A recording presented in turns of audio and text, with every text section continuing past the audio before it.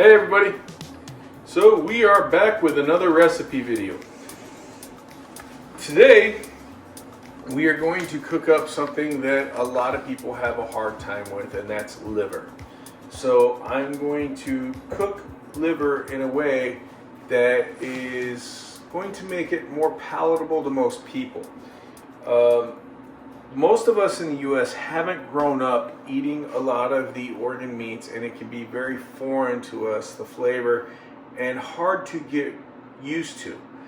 So I developed this recipe while I was driving the truck. It was something that I could do that I can get a good dose of nutrition in me and have a meal. And because I wasn't used to eating liver, I initially didn't like the flavor of liver, trying to cook up liver and onions, but I found when I did this, I actually liked it, and I would eat a lot more of the liver and get the liver is probably one of the most nutrient dense foods you can eat. It is concentrated with minerals and vitamins. It's fantastic for you. So here's what we did. We started out off camera marinating the liver. Now, if you put the liver in some sort of acid, it helps reduce that metallic livery taste that is offsetting to a lot of people. And today I used yogurt. Fermented yogurt is an acid base, and marinating in the liver in there will help reduce some of that flavor. So we're going to open this up. Generally you want to marinate overnight, and we are going to pull the liver out, and we're going to put it in our colander here so that you can see what I'm going to do with it. Basically, I just want to rinse off the liver and get that yogurt off. Now, just so you know, we are not going to use the liver for anything else. Okay, we will dispose of it because it was sitting with raw liver. So we're not going to use the yogurt. We're not going to use that yogurt for anything else. All right. We are going to use the liver. So, let me rinse my hands off here because I'm a caveman and I just grabbed my food. All right. So, I got some water. We're going to rinse this liver. Get this excess yogurt off. Make sure I don't fill too much here.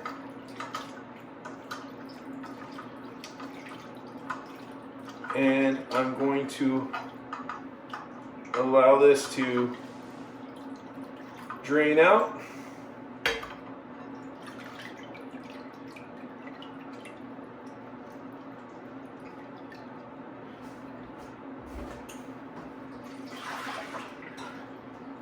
Okay, so I'm just going to set this over here for right now, and I'm going to allow the liver to drain the excess water off, and I'm going to start working on the rest of the recipe. Now, what makes this liver dish, in my opinion, extra tasty? Bacon. We already par-cooked some bacon in here, and I saved the bacon grease in my pan right here. We're going to put the bacon in the food processor right over here. Oh, we got another cart to the food processor.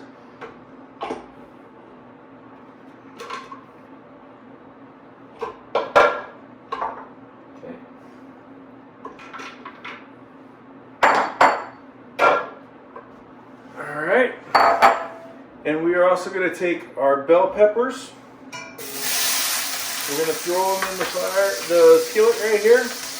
We're going to take our onions, throw them in the skillet, and we're going to saute these guys up. Now, one thing that also helps disguise that liver taste is spices. So we have a good amount of spice here. We have some jalapenos, some crushed red pepper, some paprika, some cumin, some sage. Sage goes really well with liver. And we have some chili powder. And I'm going to saute up some garlic in here with this. Alright, so let me get this sauteed up and I'll come right back to you. Alright, we're back.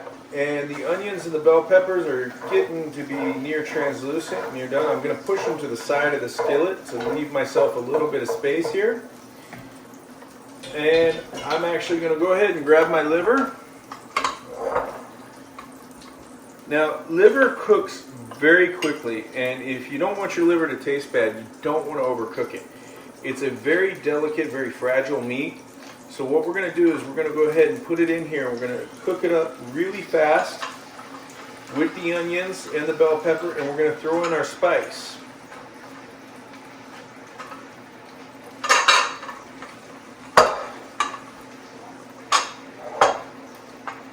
So all my spices are going to go into the pan right here, and I'm going to marry everything together, kind of mix it all up, and then everybody's going to go in the pool for the food processor and get all ground up, and we're going to make a really nice pate.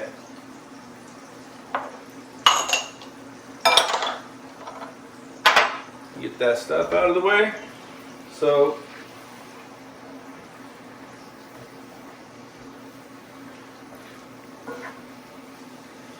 I'm cooking over a low heat, and I'm using my cast iron skillet. We actually have a video on cast iron skillets and how to use them, how to maintain them, how to restore them so that they stay working for you for a lifetime, because cast iron skillet is something that you should be able to pass down generations because they're so good. So as long as they're well taken care of and they're seasoned properly, they will last forever. I'm going to pull this bowl over here because, behind the scenes, my power cord doesn't go all the way over here, and I want to put the stuff in this bowl to transfer over to the food processor. And this is a great way to introduce liver into your diet. It's very easy, and you could actually, the recipe calls for beef liver, but you can use an equal amount of pretty much any liver that you want. And if the amount on the recipe is still too livery for you, replace half of it with an equal amount of bacon. And as you get accustomed to the flavor, you can actually increase the amount of liver in there and adjust the ratios. Another good starting point with liver is actually using lamb's liver, if you can find it. Lamb's liver has a much milder taste than beef liver, so it's not quite as irony and livery in flavor. Alright, so everybody's working out pretty well. I'm going to go ahead and transfer to my bowl right here. And we're going to be doing some videos on some other types of meat, so that aren't our common usages of meat. So make sure that you check and subscribe to our channel so that you can get updates when we put out new recipes.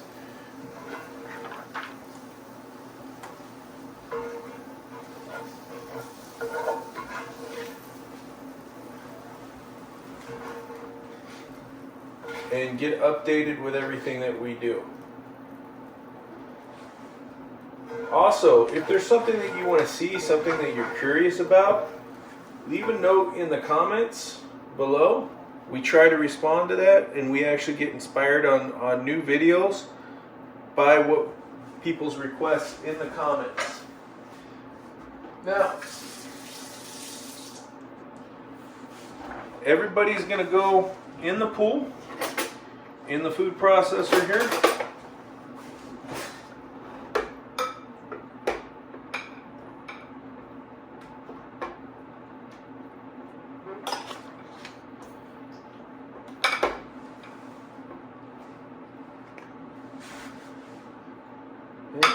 Go ahead and spread this around. Now I'm going to add my not so secret ingredient.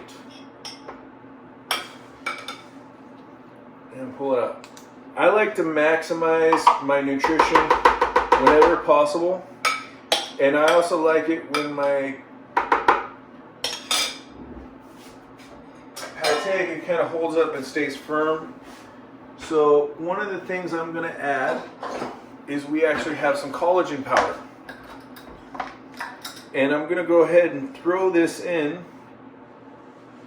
And this is really good for gut health. It's great for your hair. It's great for your nails, your joints. When you've had as much impact on your body because of sports and working security and things like that as I have, then you're going to want the extra joint care with the collagen. I'm going to add a little bit of salt. I'm going to add a bit of pepper.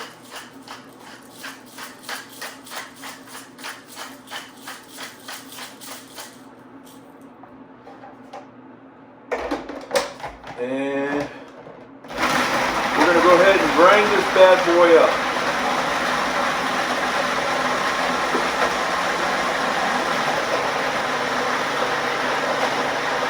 You want to get this really smooth in texture and get everything really incorporated.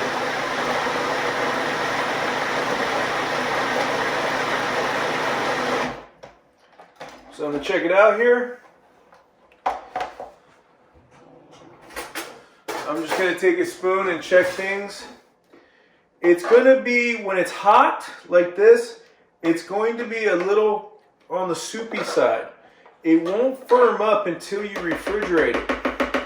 Now, one of the things that we like to do so that we can save this if we don't want to eat it all at once is we like to put it in silicone molds.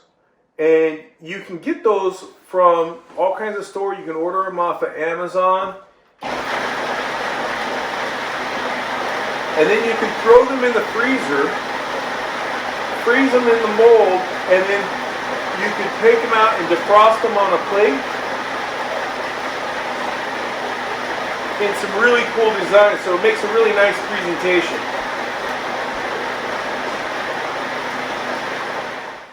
And they make silicone molds in all kinds of designs